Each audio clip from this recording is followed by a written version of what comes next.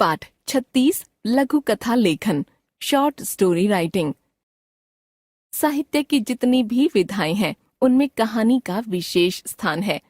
छोटा बच्चा हो या बड़ा व्यक्ति, कहानियां सुनने में सबको मजा आता है।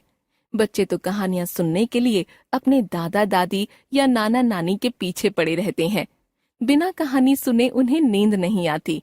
वास्तव में कहानी सत्य और काल्पनिक घटनाओं पर आधारित होती है और श्रोता के मन को बहुत प्रभावित करती है। जहाँ तक लघु कथा का प्रश्न है तो यह भी कथात्मक विधा है, पर कहानी से भिन्न है क्योंकि दोनों के कलेवर में अंतर होता है। इसलिए दोनों को एक मानकर नहीं चलना चाहिए। किसी भी कहानी को छोटा कर देने से लघु कथा नहीं बन जाती है। हाँ, यह सत्य है कि लघु कथा कहानी के सबसे अधिक निकट होती है। इसीलिए अंग्रेजी में कहानी को स्टोरी कहते हैं तो लघु कथा को शॉर्ट स्टोरी। लघु कथा के प्रमुख गुण हैं संक्षिप्तता, सूक्ष्मता और सांकेतिकता। ध्यान रखिए, लघु कथा का महत्व उसकी लघुता में है जो वह कथा को प्रदान करती है। छोटी छोटी बातों में बड़े अर्थ निकालना उसकी एक खासियत है और अपनी बात संदेश रूप में कम से कम शब्दों में पाठक तक पहुंचाना, इसी में उसकी सफलता छुपी होती है।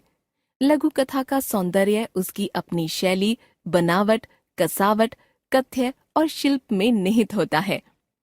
लघु कथा की प्रमुख विशेषताएं। कथानक। कहानी में लेखक के पास यह अवकाश होता है कि वह अपने कथानक में घटनाओं को विस्तृत रूप में प्रस्तुत कर सके, पर लघु कथा लेखक यह नहीं कर सकता। पात्र योजना। इसमें मानव के अलावा पशु पक्षी भी हो सकते हैं। कल्पना की उड़ान। लघु कथा में यथार्थ के साथ साथ काल्पनिक अभिव्यक्ति भी हो सकती है, अर्थात लघु कथा में राजा रानी, पशु पक्षी आदि काल्पनिक पात्र भी हो सकते हैं और काल्पनिक घटनाएं भी। शैली। लघु कथा की शैली की सबसे बड़ी विशेषता है बात को संक्षेप में कहना। यदि लघु कथा लेखक में यह गुण नहीं है कि वह अपनी बात संक्षेप में कह सके तो वह अच्छा लघु कथा लेखक नहीं हो सकता। उपदेश की प्रधानता। हर लघु कथा कोई न कोई उपदेश अवश्य देती है, अतः उपदेश की प्रधानता लघु कथा का एक प्रमुख गुण है। संक्षिप्तता। संक्षिप्त होना लघु कथा का सबसे बड़ा गुण है और यही गुण उसे कहानी से अलग करता है। उद्देश्य। हर लघु कथा का अपना कोई न कोई उद्देश्य अवश्य होता है। इस उद्देश्य का पता लघु कथा को पढ़ने के बाद ही चल पाता है। लघु कथाओं के उदाहरण। प्रस्थान बिंदु के आधार पर लघु कथा लेखन विधि। प्रस्थान बिंदु। एक गांव में एक गरीब लकड़हारा रहता था।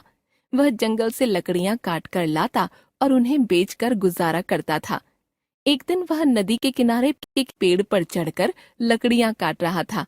अचानक उसके हाथ से कुल्हाड़ी छूटकर नदी में गिर पड़ी। लकड़हारा सोचने लगा कि अब मैं अपना जीवन निर्वाह कैसे करूंगा। सोचते सोचते उसकी आंखों में आंसू आ गए। वह कुछ देर तक रोता रहा। इतने में नदी से जल देवता प्रकट हुए। उन्होंने लकड़हारे से पूछा, तुम रो क्यों रहे हो? लकड़हारे ने देवता को सारी बात बताई। लघु कथा। एक गांव में एक गरीब लकड़हारा रहता था।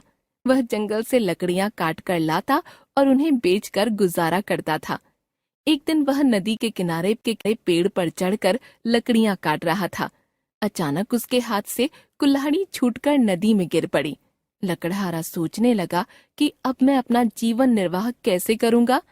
सोचते सोचते उसकी आंखों में आंसू आ गए। वह कुछ देर तक रोता रहा। इतने में नदी से जल देवता प्रकट हुए। उन्होंने लकड़हारे से पूछा, तुम रो क्यों रहे हो? लकड़हारे ने देवता को सारी बात बताई। जल देवता ने कहा, तुम रो मत, मैं अभी जाकर तुम्हारी कुल्हाड़ी लेकर आता हूँ। जल देवता नदी के अंदर गए और सोने की एक कुल्हाड़ी लेकर बाहर आए। उन्होंने इसे लकड़हारे को देते हुए कहा, यह लो तुम्हारी कुल्हाड़ी। लकड़हारा एक ईमानदार व्यक्ति था। उसने कहा कि यह उसकी कुल्हाड़ी नहीं है। तब जल देवता फिर नदी में गए और एक चांदी की कुल्हाड़ी लेकर आए। लकड़हारे ने इस कुल्हाड़ी को भी लेने से मना कर दिया। तीसरी बार जल देवता लोहे की कुल्हाड़ी लेकर आए। कुल्हाड़ी को देखते ही लकड़हारा खुश हो गया। उसने कहा, यही मेरी कुल्हाड़ी है। लकड़हारे की ईमानदारी देखकर जल देवता बहुत प्रसन्न हुए और उन्होंने उसे 3 कुल्हाड़ियां दे दी। शीर्षक: ईमानदार लकड़हारा। शिक्षा: मनुष्य को कभी भी ईमानदारी का रास्ता नहीं छोड़ना चाहिए। ईमानदारी का फल सदा मीठा होता है। संकेत बिंदु के आधार पर लघु कथा लेखन विधि। संकेत बिंदु: नदी के किनारे एक जामुन के पेड़ पर एक बंदर। नदी में रहने वाले मगरमच्छ से उसकी मित्रता होना। मगरमच्छ को खाने के लिए जामुन देते रहना। एक दिन मगरमच्छ द्वारा कुछ जामुन अपनी पत्नी को खिलाना। पत्नी का सोचना कि स्वादिष्ट जामुन खाने वाले बंदर का कलेजा मीठा होना। अपने पति से बंदर का दिल लाने की जिद करना। मगरमच्छ द्वारा बंदर को भोजन पर निमंत्रित करना। अपनी पीठ पर बंदर को बैठाकर ले चलना। नदी के बीचों बीच पहुंचकर भेद खोलना। बंदर द्वारा धैर्य न खोना। पेड़ की खोखल में दिल को संभाल कर रखने की कहानी बताना। दिल लाने हेतु वापस चलने के लिए कहना। मगरमच्छ द्वारा बंदर को वापस लाना। बंदर का उछलकर पेड़ पर वापस पहुंचना। मगरमच्छ से दोस्ती समाप्त करना। लघु कथा। एक नदी के किनारे एक जामुन के पेड़ पर एक बंदर रहता था। उसकी मित्रता उसी नदी में रहने वाले मगरमच्छ से हो गई थी। बंदर रोज पेड़ से तोड़कर मीठे मीठे जामुन खाता था और मगरमच्छ को भी खाने के लिए देता रहता था। एक दिन उस मगरमच्छ ने कुछ जामुन लाकर अपनी पत्नी को भी खिलाए। स्वादिष्ट जामुन खाने के बाद उसकी पत्नी ने सोचा, जब जामुन इतने स्वादिष्ट हैं, तो इन जामुनों के खाने वाले बंदर का दिल कितना मीठा होगा। उसके दिल में बंदर का कलेजा खाने की इच्छा पैदा हुई और अपने पति से उस बंदर का दिल लाने की जिद की। मगरमच्छ ने उसे बहुत समझाया पर वह न मानी। पत्नी के हाथों मजबूर हुए मगरमच्छ ने बंदर से जाकर कहा कि उसकी भाभी उससे मिलना चाहती है। उसने उसको भोजन पर बुलाया है। बंदर ने कहा कि वह पानी में कैसे जा सकता है, तो मगरमच्छ ने कहा कि वह उसे अपनी पीठ पर बैठाकर ले चलेगा। अपने मित्र की बात का भरोसा कर बंदर पेड़ से नदी में कूदा और उसकी पीठ पर सवार हो गया। जब वे नदी के बीचों बीच पहुंचे, तब मगरमच्छ ने भेद खोलते हुए कहा कि उसकी पत्नी उसका दिल खाना चाहती है, इसलिए वह उसको अपने साथ ले जा रहा है। मगरमच्छ की बात सुनकर बंदर को बहुत धक्का लगा, लेकिन उसने अपना धैर्य नहीं खोया और बोला, ओह, तुमने यह बात मुझे पहले क्यों नहीं बताई? क्योंकि मैंने तो अपना दिल जामुन के पेड़ की खोखल में संभाल कर रखा हुआ है। पहले ही बता देते तो मैं अपनी भाभी के लिए वहीं निकाल कर दिल दे देता।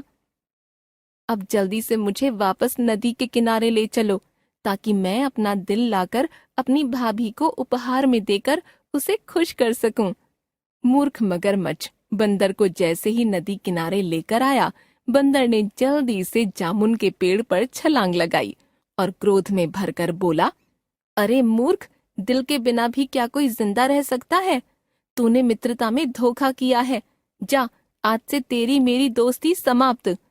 शीर्षक: बंदर और मगरमच्छ। शिक्षा: मुसीबत के क्षणों में कभी भी धैर्य नहीं खोना चाहिए तथा मित्रता का सदैव सम्मान करना चाहिए।